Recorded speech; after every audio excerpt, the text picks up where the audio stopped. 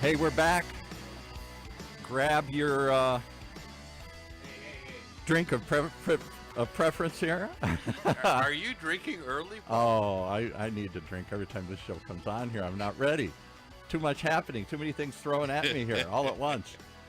We're talking about the RAAD life and the man who lives it, Rod Gantos.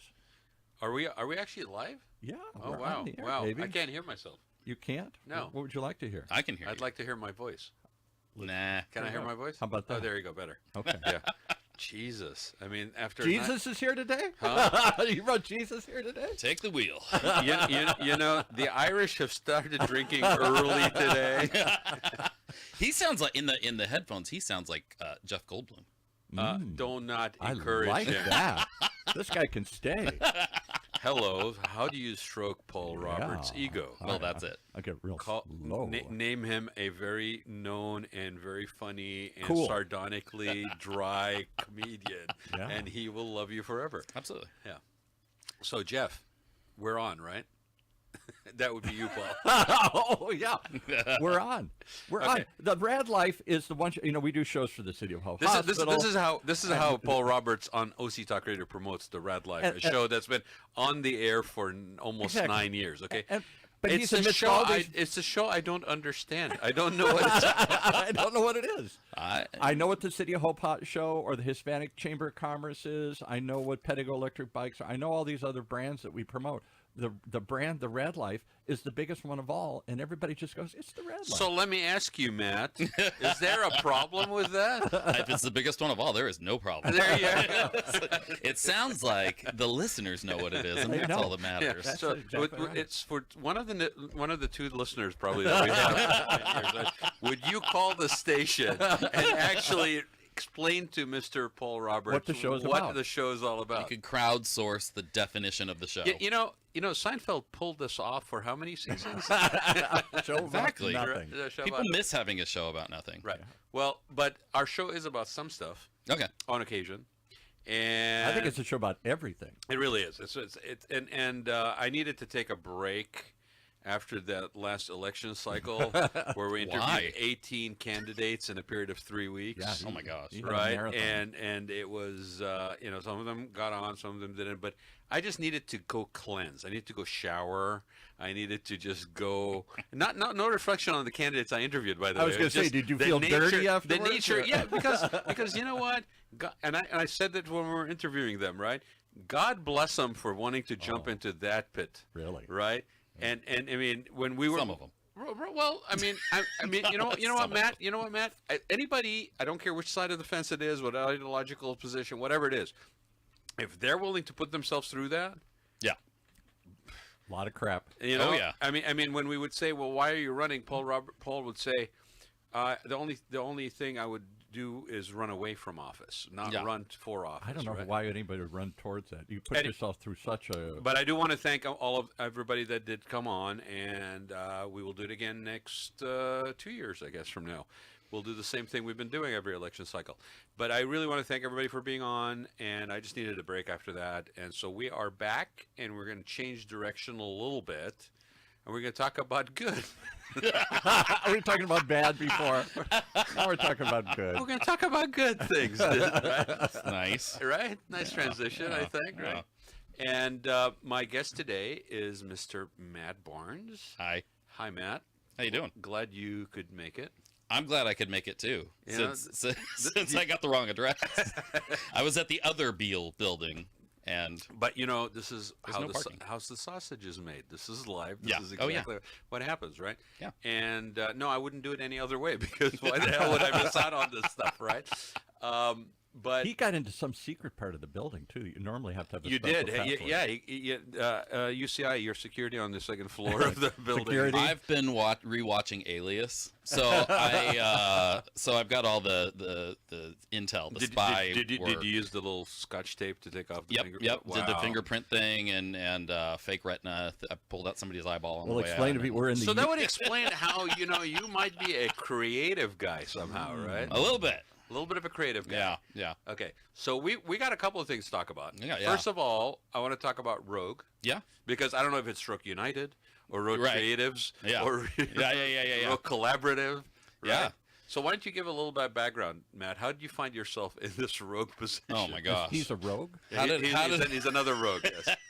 We only have rogues on this show. Yeah, so Rogue United's kind of the overall umbrella, Rogue and United.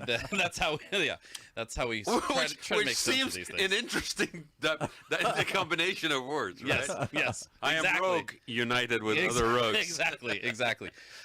Really, it's the idea behind just even the name and the concept of any of the projects I'm working on. I'm really drawn toward seeing how we can bring people together, use community, use people to go. Like for me, my favorite thing is going like, okay, what's the Venn diagram? What are the things that I have and resources and experiences, expertise? Yeah. And The where's overlap, the sweet spot there of stuff that I could do this, and then when you do that with other people, it's even cooler because then you start really Right, getting that's where the sweet spot fun. that's where the fun is, right? Yeah. So that's kind of been the overall impetus for everything I'm doing. So I've got Rogue Creatives, which is my creative agency, really looking at how can we help people stand out in this crazy crowded marketplace, people who are out there trying to do good in the world, like use what they have to contribute to the world in some way. So what's the business sector that you are in? Let's just make it clear for some people when you say that. Like you're not out there just helping people to, like in what capacity are you helping people? So Rogue Creative is a creative agency. We do branding, websites, video, all the full thing. Okay. We work mostly sort of because I think for us it's really about finding people who are using what they have to contribute to the world and get those stories out there. We've ended up working a lot with nonprofits and become sort of experts in how to tell those stories, bringing people in.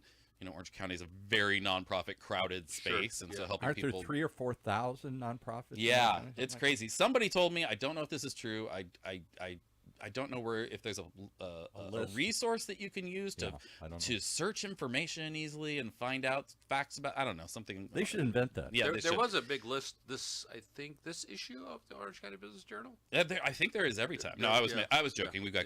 I should just Google this. Yeah. But people have told me that Orange County has more nonprofits per square mile than any other county in the country. Either way, there's a lot, and helping all fishing in the same ponds for funding. And it is, and there's this misconception that it's like, oh, we've got there's a scarcity mindset, and hello, it's Orange County. There's an abundance here, so there is room for everyone, but how do you not just blend in and from everybody else? So helping people to really like connect with the right people, because I think. Nonprofit. I could go off on a million tangents. My ADD kicks in when I get on this stuff. But you're in good company. You're a perfect guest for the RAAD life. The word linear is a four-letter word. See if you can follow this. No, but I think we as a culture look at nonprofits as salespeople always asking us for money instead of going like, hey, I'm passionate about this thing. Right. There are these experts out there. Right. Dedicated to solving that problem. I can be a part of that by supporting them, and so we're doing a bunch of stuff to beyond Rogue Creatives to try and change some of that. And then there's Rogue Collective is our space, which we're trying to really use that to build. We're over by Hoag Hospital in Newport, and it's got co-working aspects. We've got a podcast studio, but we're trying to build a collaborative community, a place where people can come together and do what we're talking about. Yeah, Thank you. Cool space. Thank you. And then the other one is that kind of doesn't fit as well. It's just kind of out there is Rogue Aviation, which is my Rogue Aviation. Yeah, okay. so I see the connection immediately. It's a helicopter flight school and tour operator. We're at John Wayne in Long Beach. We've got I think we have 6 helicopters right now, and we I got into flying, and my original career was education, and so it was looking at it going like, gosh, there's a lot of flight schools that aren't doing a great job, and people are cutting corners on things and safety and the way that instruction is happening. And so partnering with my flight instructor to go like, you bring the knowledge of aviation and I'll bring the educational side and kind of the storytelling side, and we could do something different. So we've been doing that since 2017. I want to step back for a second. Yeah, so when you say education, Matt, what were you doing before you went rogue? Well, It's so rich. I mean, yeah. I know. You just keep. But it's great because every time you do that, it's just brand recognition. You're just reminding the people where to go. Rogue. Go rogue. Go rogue or go home. So yeah, I started out in education, teaching high school, did a master's in education, taught some college for a while, and then I did a master's in organizational leadership, did some consulting. I've always been involved in creative endeavors. That's kind of always been my thing, and so I worked for a publishing company for a while. I did a lot of consulting and things, and then it was kind of like, how do I bring all this together? So to was there a moment that you can go back to and go, this was kind of like a light bulb, like this, I want to do this, or was it just kind of like a combination of like a pursuit of passion in different ways, and then it's just kind of coming underneath a bigger umbrella? Yeah, I think more of that. It was slowly came together and started to crystallize as like, oh, there's some opportunities here. Yeah. And as I meet people that have other skills, other experience, expertise, I look for, oh wow, if we combine these, we could do something really cool and different. And in the end, it can help people. Whether it's in aviation and making sure that people are getting safe training and thorough, or it's making sure that people's stories are getting told, or it's bringing people together to solve problems, which is what we're doing with our newest thing, Creating Good. Yeah. So do you find yourself suffering from the same thing I suffer from, which is the fact that you don't want to continue, don't want to always be doing the same thing? Like variety is actually a like a motivator for you. Like it keeps you going, kind of, especially with the creative outlet side of it. Absolutely. I mean, the nice thing right now is that with the exception of Rogue Aviation, which is obviously at airports, everything else is housed out of Rogue Collective, so I can bounce from thing to thing to thing, and it keeps my ADD energy up and going, and we use all of it to support each other. So it's really all part of a bigger machine. To the creative supports the space, and the space supports the Creating Good stuff we're doing. So it's that makes it fun for me. Yeah, and I totally get it. I mean, the reason I ask is because it's not a lot of people that you encounter that have that where it's channeled. Yeah. Sometimes it tends to be frustrating. But when you put yourself in a situation like that, especially I tell people, like, creativity sometimes is not like, yes, as you get more seasoned, you deliver on a 9-to-5 timeline and a deliverable time schedule. Sure. But some of your best stuff actually happens when it happens. Absolutely. And so it could be 2:00 in the morning. It could be 6:00 in the morning. It could be 4:30 with a cup of coffee in your hand. Yeah. And if you're around people that are also engaged in a creative manner, you're feeding off that energy as well, which is critical. Yeah. I think, right? Well, and that's the selfish part behind Rogue Collective, is just like, if I can have many more creative people around, I need the creatives to siphon off their creativity inspires creativity. It's like I can be around other people who are and run ideas by and hear what they're doing and get inspired and excited by it, and it makes me want to do other that to me was like, I'm creating a space that is going to help me thrive. That was part of why I actually went and taught interior design at universities, because after doing it for so long, I needed to be around people that basically were not, and provide them with the ability to not be restricted. Yeah. Right. And feed off that a little bit, but then also feel like you've given input and kind of passed on. Yeah. Certain for things. sure. Yeah. Yeah. So it's the reason why I'm even like taking time to basically talk about this, because it makes perfect sense then. Yeah. To take the involvement with the nonprofits, and by the way, nonprofits need it, man. I mean, I've been on a lot of boards. That is very much essential, and in many cases, it's not built into the structure of a nonprofit.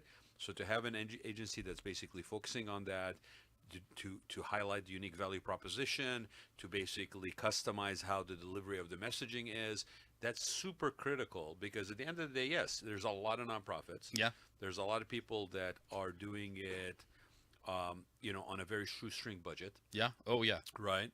And so I'm not talking about the big guys, and the small guys are doing good work, but they need that support, that creative, strategic support, right? But even the big guy, I mean, the big guys we're so in this mindset that nonprofit. I mean, it's the only industry defined, like its name defines it, right? Like nonprofit, it's in the title. It tells you and it's Which, by the way, only means that I can't show a profit at the end of the year. It doesn't Right. mean that I But can't spend money. it puts everybody in the wrong mindset Right. of like, oh, these people should be on a shoestring budget. They shouldn't attract the best talent. They shouldn't be paying people well. And that's just BS. Like, Baloney. go solve all the problems You're of the right. world, but do it on a shoestring budget. And by the way you do that is to tell the story, because you need the support of people, but you can't spend money to tell the story because that's overhead. It's all such, it's so And backwards. it's actually also, you bring up a very good point, because as a nonprofit, you're supposed to be not only philanthropical, you're supposed to be like not bragging. Right. Like there's almost an assumption that you shouldn't be bragging Yep, about your yep. nonprofit, right? But at the same time, You have to. it's self-defeating. Well, here's the thing, like, and it's funny you bring that up because I've been talking about that a lot this year, of the fact that nonprofits have been told to be humble and it's all about the people, right? Yeah. But the reality is they need to be seen as the experts in the areas that they're going, so that people trust them with their resources. They want to invest in them, become a part of that story.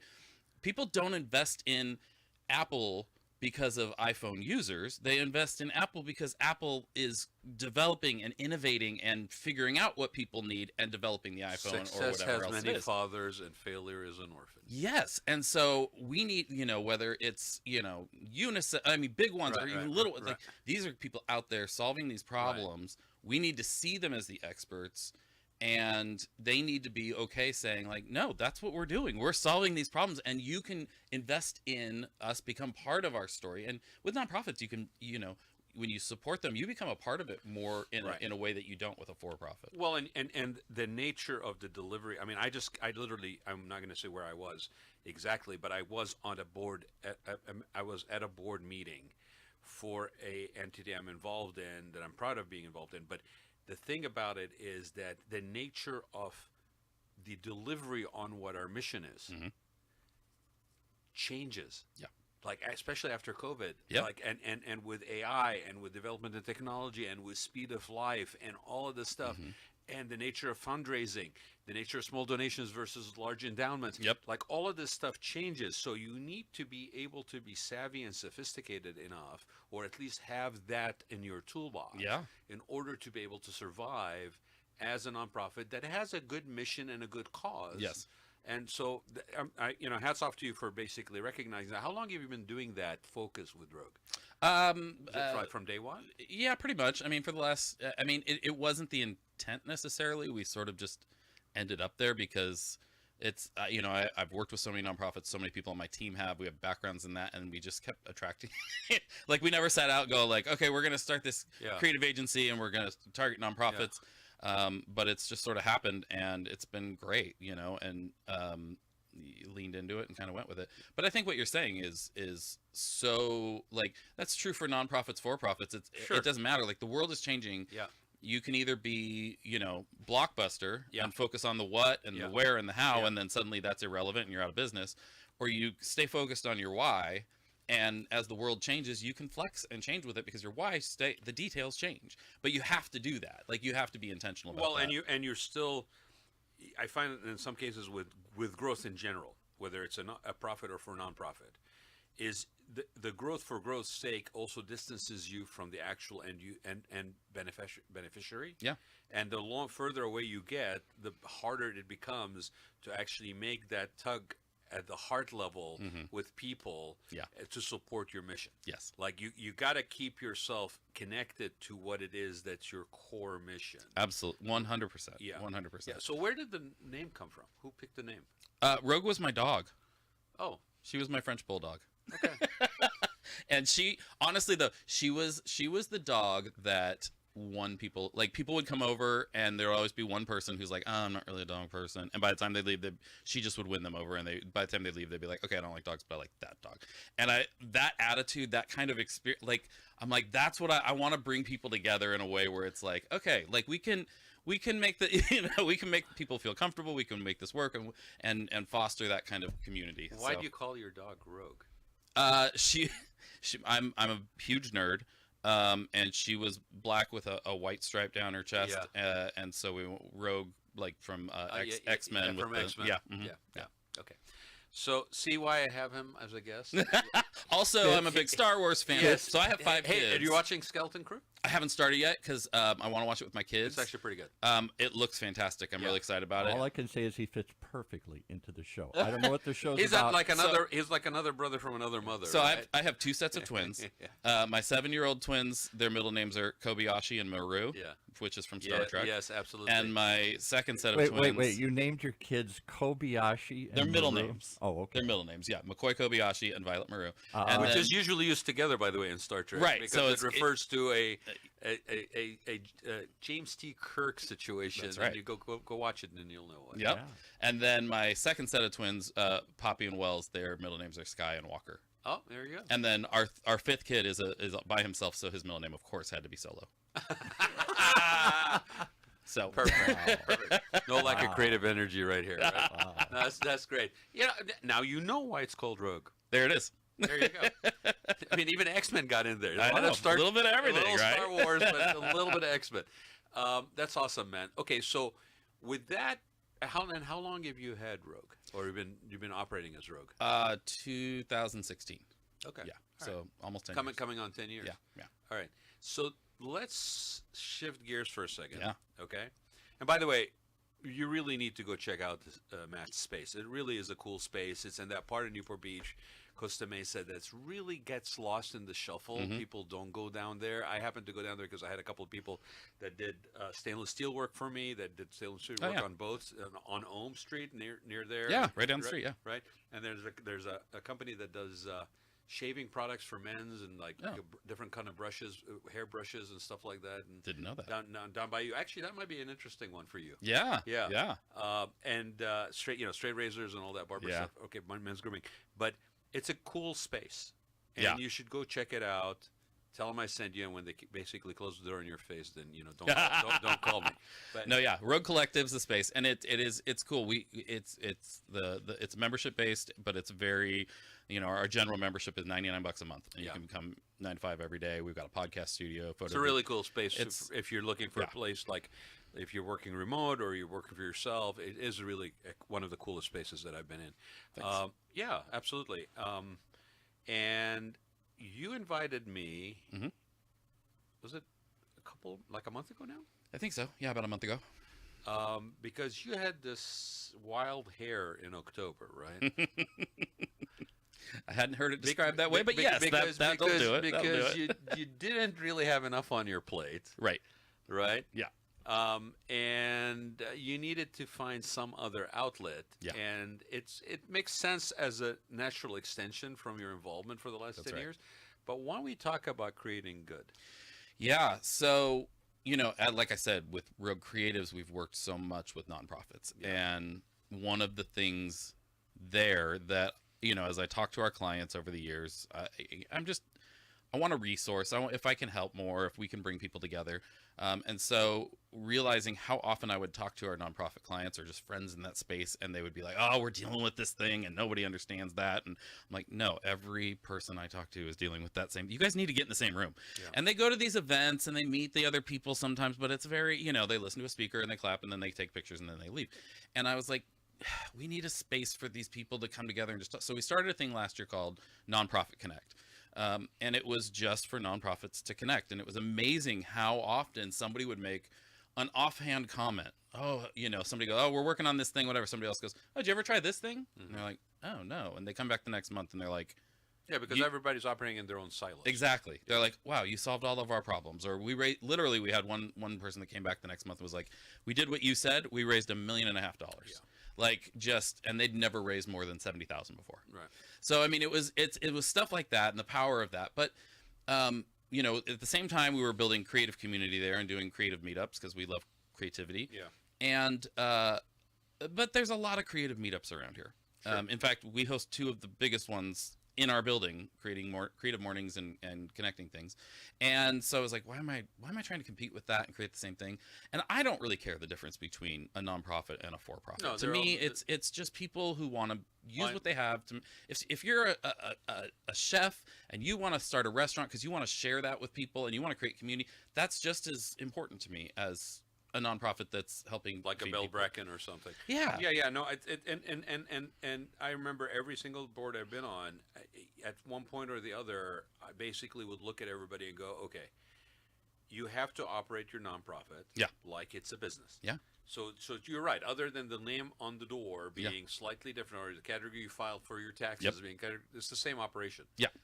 So I wanted to tear down that wall and bring people together to go, how for-profit, nonprofit, I don't care.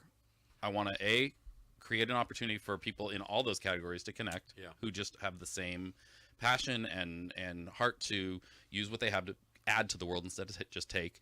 And then, solve problems. Because again, like when you bring people together and it's like, well, I've got this experience and you've got, so we started creating good and shut down Nonprofit Connect, shut down our creative meetups, and just combine them together to basically be this. We've got a podcast. You should come on my podcast sometime.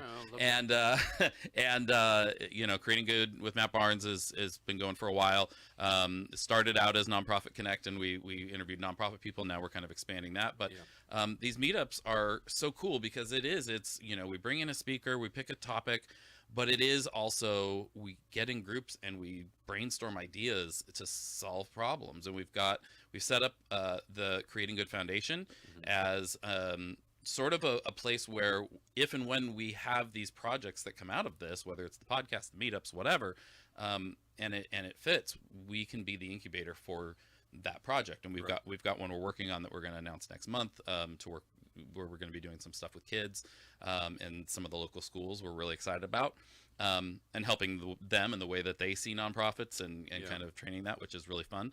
But yeah, it's just an opportunity to go, okay, we've got one of our resources is this building and our network. Let's facilitate this. Let's see how good we can do. You're activating the infrastructure that you have and the tools in your toolkit. What I want to ask you something regarding that aspect of it. Two things.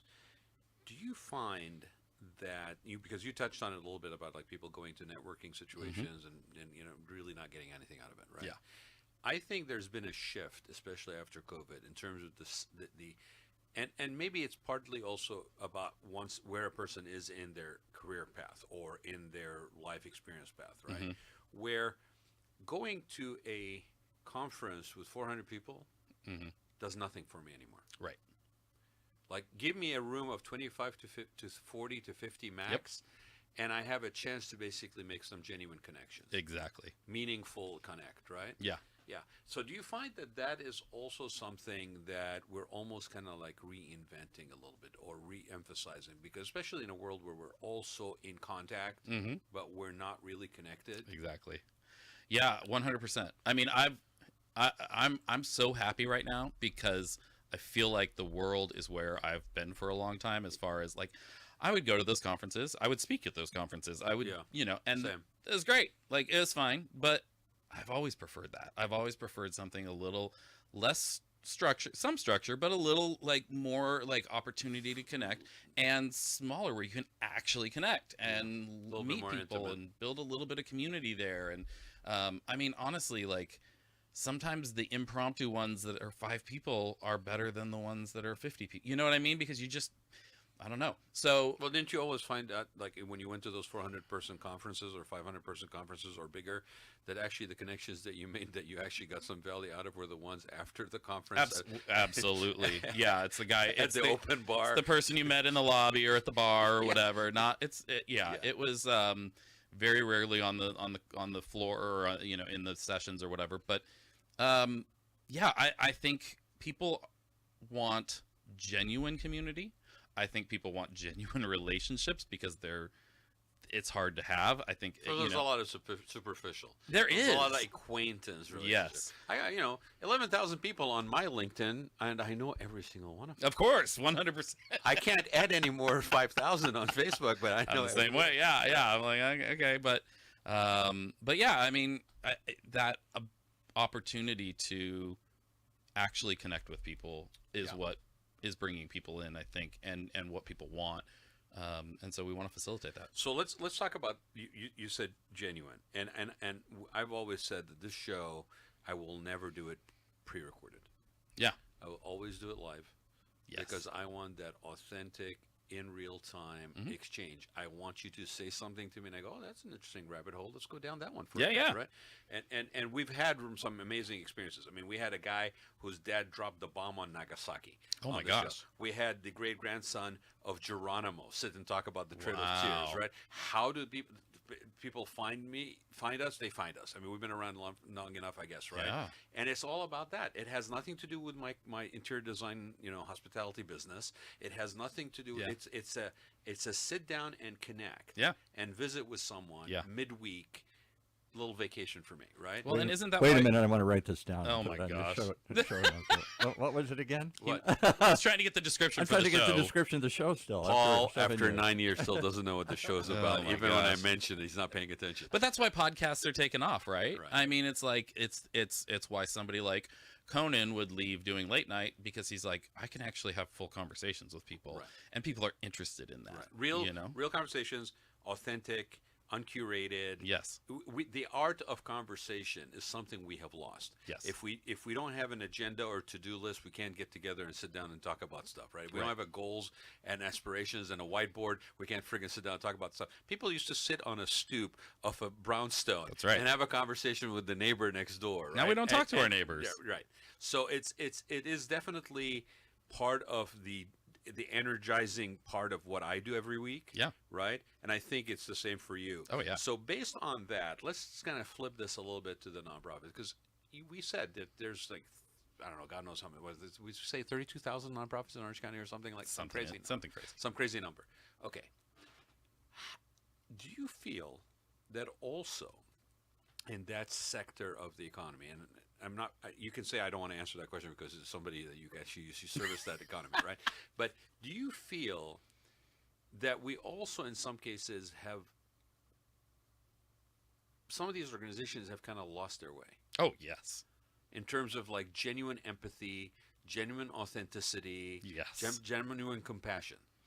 Yes. The frustrating thing is the ones that haven't tend to be the small ones that aren't making as much of an impact as they need to be. Correct. And that's where we're constantly looking at how can we resource them while letting us still pay the bills. Right. And some of the bigger ones, not all, but a lot of the bigger ones, they become so either lost in bureaucracy, institutionalized, controlled by a board that is very interested in name recognition and not actually worried. We'll go to them and say, this is what is going to help take you to the next level. No, we don't want to do that because that just seems like work or extra or people who know that I'm affiliated with this already know that it's that, so we don't want to change that, that kind of thing. And I'm like, but that will let us help more people. Mm-hmm. Yeah, that's not what I'm in here when for. That argument is not compelling, I'm like, oh, this is the wrong fit. When I'm like, no, this is what's going to help you actually help more people or help achieve your goals more, whatever. And they're like, nah, we're not really interested in that. I'm like, okay. And there's unfortunately a lot of that, because you get the, and that's where, when I'm doing coaching or working with smaller nonprofits to help them do strategy and all that, one of the things from the very beginning, I'm like, you really have to set, as a small nonprofit, before you become big, the tone for, not letting donors tell you what, because I've had nonprofits where we've had a whole strategy, everything's good to go, and they have one donor that comes in and goes, yeah, if you do that, I'm pulling my funding, I'm not interested. And they're like, we can't afford to lose their funding. Right. And I'm like, so it's that, when you're small, let people know, like, we don't do directed giving, we don't like that. You're trusting us as the experts to go and do this. And when you're small, you can do that and build on it. But so many of the bigger ones, I'm telling you, I've sat at board meetings where the conversations were about like funding, future endowments, and corporate sponsorships and all this stuff, right? And yet turning the people that are the end recipients of the mission of the organization, that would be able to contribute both financially and in volunteer capacity or some other support means to the organization's consistent continuity of their programming and maintenance of their operations. Okay, those people were never part of the conversation of being brought in as vested partners Never. and stakeholders in the organization. No. You're on the receiving side, Yeah. but you're not on the participating side. Yeah. And it seems self-defeating on multiple levels, including the fact that those are ambassadors that are firmly first impacted. Absolutely. That could speak volumes for what the impact of your mission is and your organization is, right? Absolutely. Yeah. Yeah. So how do you have sort of a vetting process, or do you find yourself in a situation, because I mean, again, you're running a business, Yep. right? How do you make those decisions? Have you found yourself in those situations before? Yeah, I mean, it really is a situation by situation kind of thing, and sometimes it's trust in your gut. And like I said, the smaller ones, it tends to not be the problem, but they can be a little more micromanagey and difficult in different ways. But I think it's really. It's hard. It's hard because on the surface, a lot of them look great, and then you get into trying to work with them, and you're like, "Oh, we're not gonna see." I think the biggest thing is for me at least. I'm, Real Creatives, the creative side. We do creative strategy. Like we're not a production house. Right. We're not a hey, you come to us and say this is exactly what we want design. Do it. Like hire an intern to do that. Hire so you might be a good fit, freelancer, or they may not be a good fit. Yeah, and sometimes when I realize that that's what they want to treat us as, then I'm and sometimes they pay us really well to do it, especially some of the bigger ones, and I'll eventually just kind of phase out because I'm like, it's not fun. You're kind of losing your soul and your drive if you continue because I want to do strategy, and when I go especially when I see there's a clear path to how to do this to make it more effective, and they're going, it's the classic thing of somebody comes to us and goes, we need a Facebook campaign for this. And we look at it and we go, the audience for this is not on Facebook. You need to be doing this over here and doing this over here. And they go, yeah, we just want to do a Facebook campaign. I'm like, what?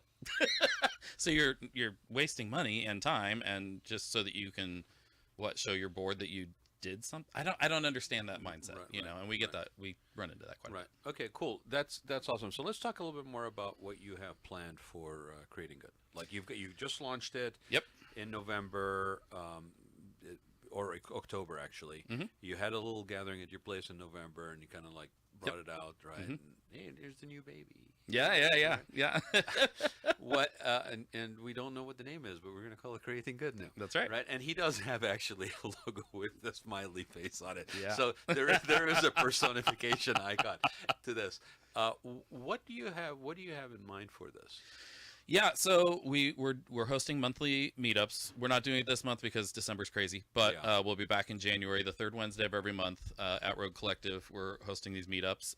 We bring in different speakers, and like I said, really actually getting in groups and brainstorming ideas and solutions that anyone can take and run with.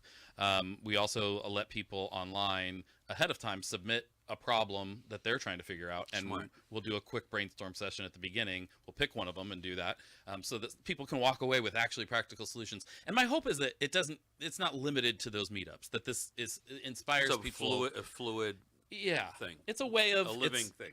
You start to see like the benefits of this, and it's like, I can call people up all that. So if we can do that, and then we'll be announcing, like I said, in January, it's going to be called Creating Good Kids. It's our first big project that we're doing, where we're going to raise some money and work with a local school as a pilot program, but basically helping kids to figure out, what am I passionate about, what's something I care about, and how do I do the research to find who's doing that, and providing them I think we're looking at $10 a month charitable allowance, so that they can get in the habit of doing that and putting something following up and seeing where their money goes and how it actually can impact, and that came out of a combination of a conversation on the podcast and a conversation I had with my, at the time, 6-year-old daughter, when she was asking about, Dad, how come I see so many people that are homeless, or and talking about that, and then organizations, and she's just going, whoa. And I started thinking, like,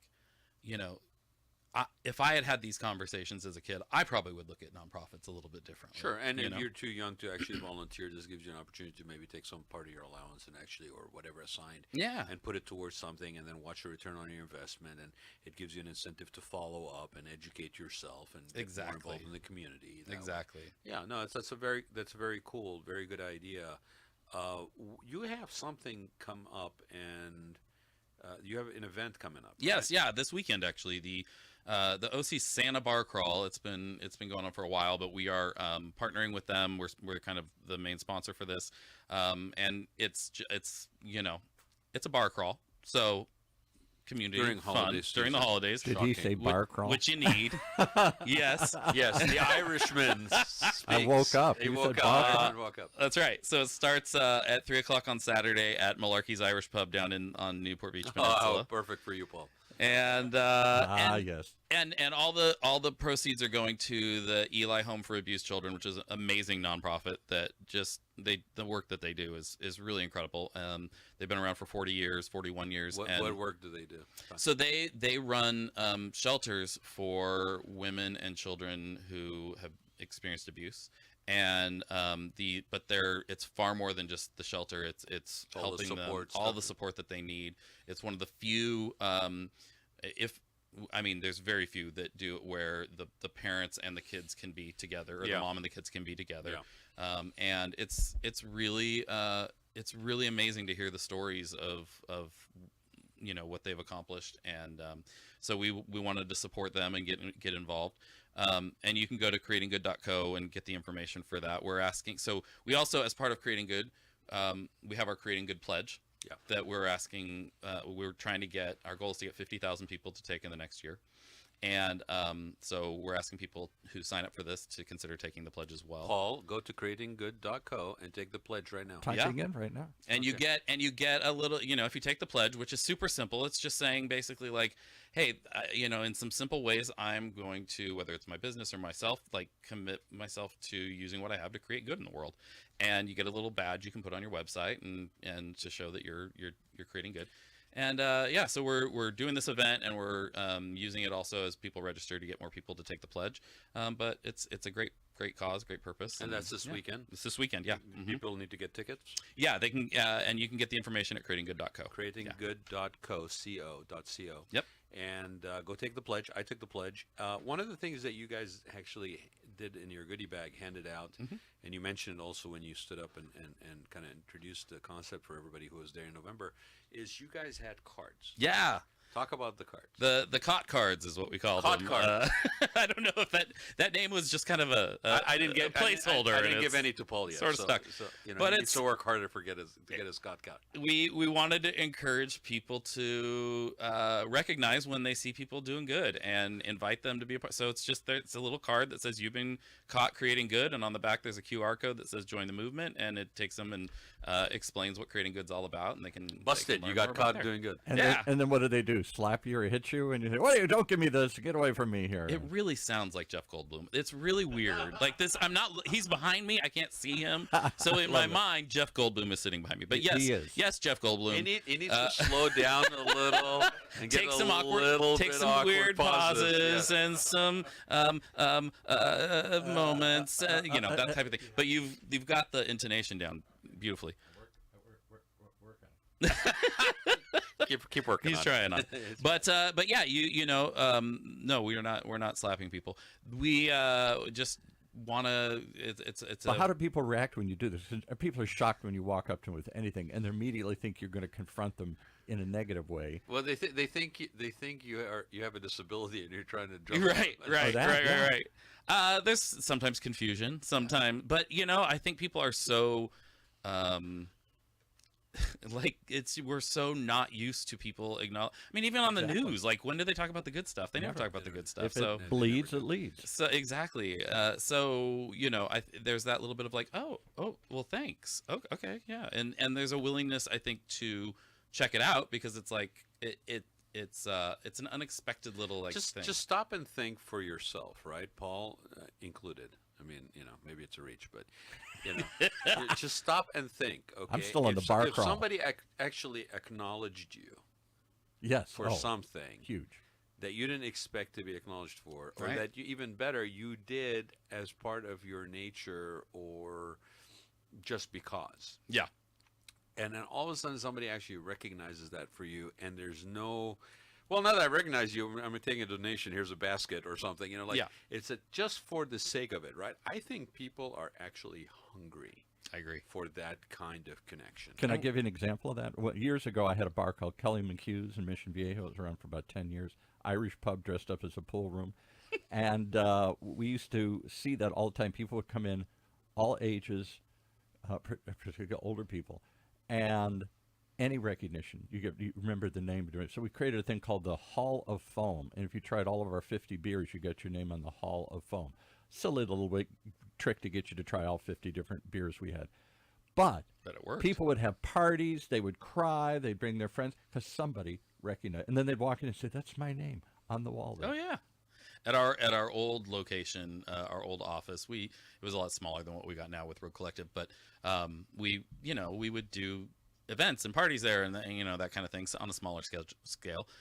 But we always, and I don't know why we didn't do this here, but we had a Polaroid camera, and everybody who came in we kept a wall, and people loved it. Like it's the dumbest, smallest, easy, but they loved that. Like they come back and show, oh, that was when I was here that time, and connection. Yeah, People, I mean, just if you're even walking your dog in the morning, okay, yeah, just notice who says good morning, yep, and who doesn't say good morning. That's right. Right? And if you're walking your dog in the morning, you're half asleep, you're sipping on your coffee, making sure that you're not tripping on your leash, and you basically have somebody say good morning, it changes your whole day. It really does. And how often do we not say good morning because we think, oh, I don't know, I don't want to, maybe they don't. More often than not. And exactly. Often the other person's thinking the same thing. Just do it, and it when that happens, I know for me, like during COVID, going for walks with my kids and all that kind of stuff, and people are kind of keeping their distance. And I'll like somebody, one of the first days, and I'm, everybody's in a weird headspace. Somebody said hi, and I thought, oh yeah, good morning, hi, and it made me go, oh, I need to make sure to do that, and you just don't know how those small things can trickle down and affect the next person, and then the next person and the next person. Like little things. It's going back to the creating good kids thing. Like it's $10 a month. But those little, they add up, and they can make a huge difference. I mean, it's not even a price of a Starbucks. Right. Jesus Christ. Right. Right. And then what is the ripple effect ramification and the long-lasting positive impact that you're embedding into that child? Exactly. That legacy that you're actually seeding. Well, they're learning now, okay, $10 a month, and it can do this, and I can be a part of that. But when they actually have, they grow up and they have more funds, and more, then they've But already aren't we used to the understand opposite? I'll tell you one more quick story here. During COVID, my wife, she's around 70 now here, she was walking into a Target in Laguna Niguel, and she had a mask on. Yeah. And because she's older, she's thinking that's probably a smart thing to do. Sure. And a young guy in his 30s comes up to her and doesn't say, "Thank you for doing something nice." He starts screaming and says, "Take that mask off, lady. We don't wear masks here." And his 6-year-old son starts screaming, joins in and says, "Yeah, lady, that's stupid." Oh, jeez. My wife was so shook up. She said, "One, why can't I wear it if I want to? And this is the interaction I'm getting. Nobody comes up and says, 'Here, can I open the door for you?' It's you're stupid and take that off." Well, and those things happen. Like there are those people more out there, often than not. and I these think days, that's what people are afraid of. Right. But when we can show that, like, no, you can say hi, or you can. It doesn't matter. Like, let's just be kind. Let's just show a little love and be kind. There is a thing that happened almost 10 years ago, and we were kind of going down that path. But as we got more and more desensitized, and became those like internet. Trolls. Not trolls, but like armchair warriors from the anonymity of a screen. Yeah. Right? We basically confused political correct with polite. Yes. Yeah. Absolutely. And somebody said, "Well, you don't need to be politically correct," and we was like, "Okay, I don't need to be polite anymore." Right. But civility Yes. is a dying thing that is seriously negatively Big time. impacting everything. Yeah. And that's a perfect example because, again, I don't blame that child. He is a product of this environment. It's a nurture situation. And it's What's the other example he has? It's hard because we're also influenced by these things. As you were saying that, like I was such a bit, I masked up. I did all the things during COVID and whatever. And now I find myself when somebody walks in a mask, I'm like, wait, why are they wearing that? What? And then why do I care? I encountered somebody today. Why do they care? I encountered somebody today, Exactly. Matt, and he said, "Oh, but I'm coming off the back end of a cold, and I just was trying to be considerate." Absolutely. And I'm like, "Oh, that's awesome. Thank you." Yeah.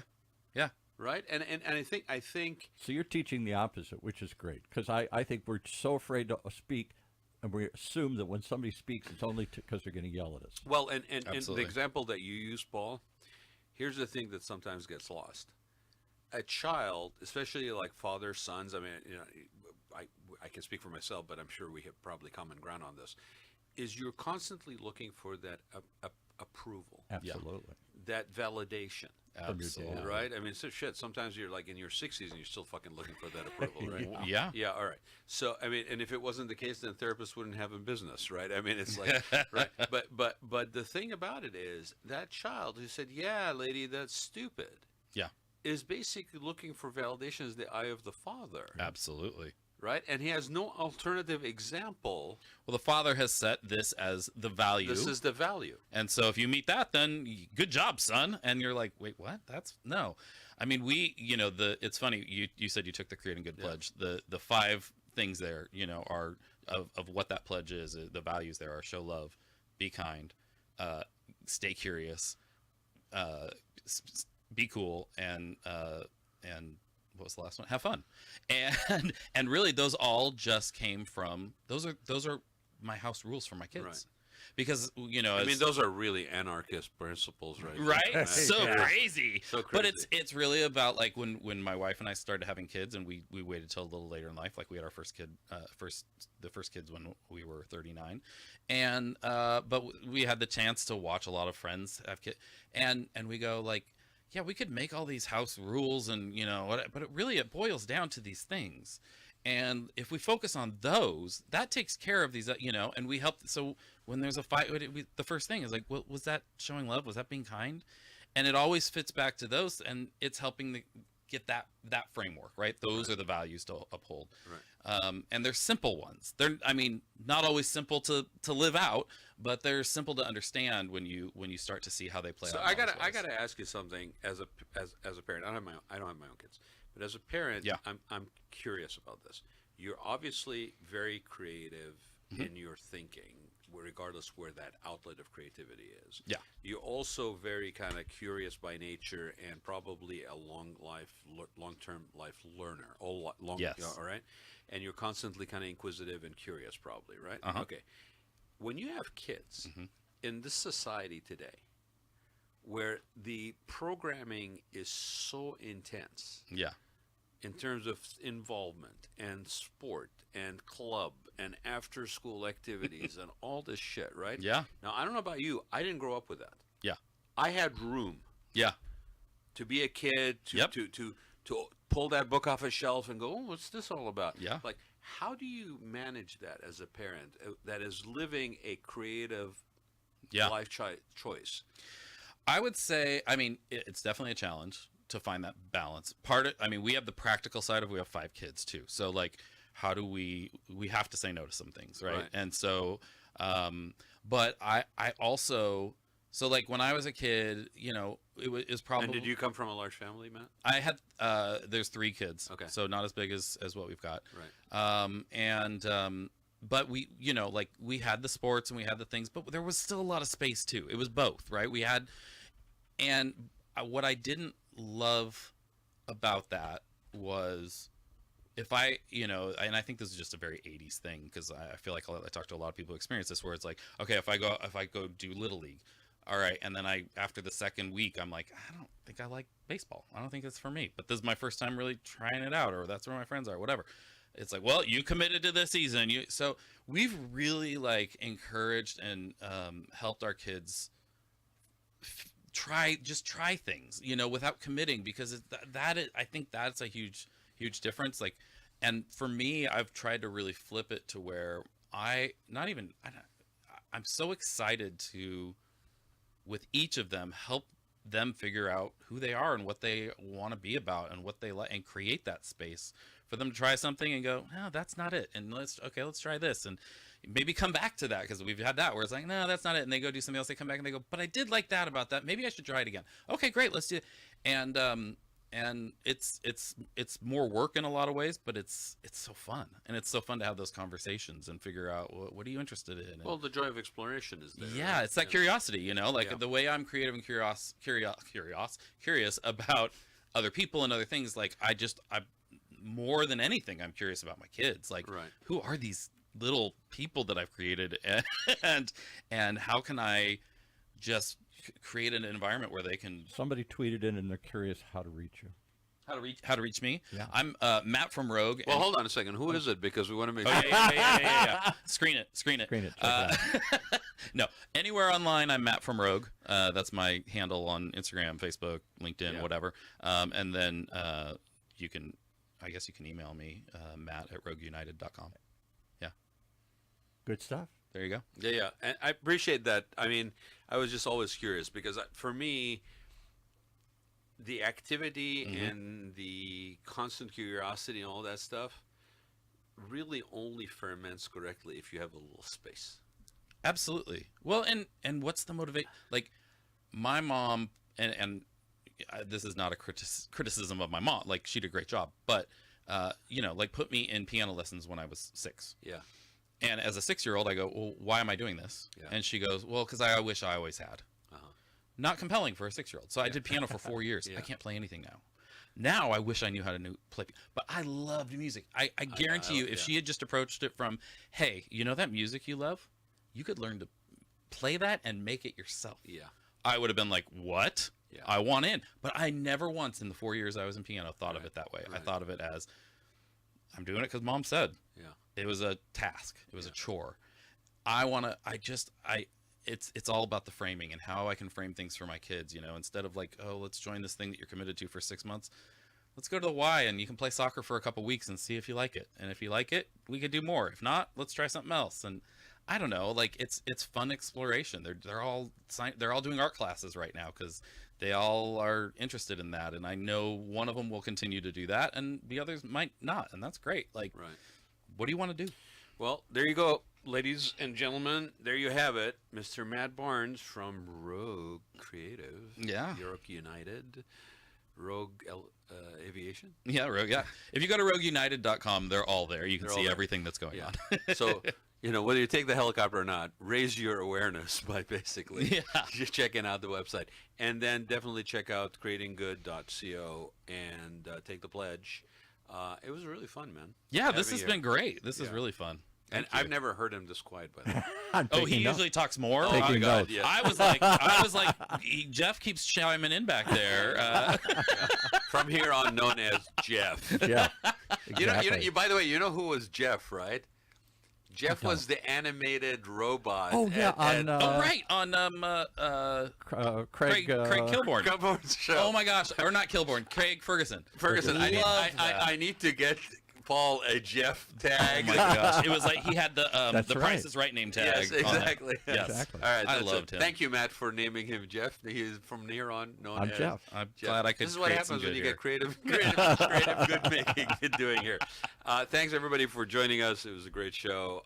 Look forward to seeing you guys all next week on Wednesday, same time, same bad channel. Paul, thank you. Matt, I appreciate you. Absolutely. Appreciate Thanks. Keep this. doing the good, man. Yeah, you too. All right.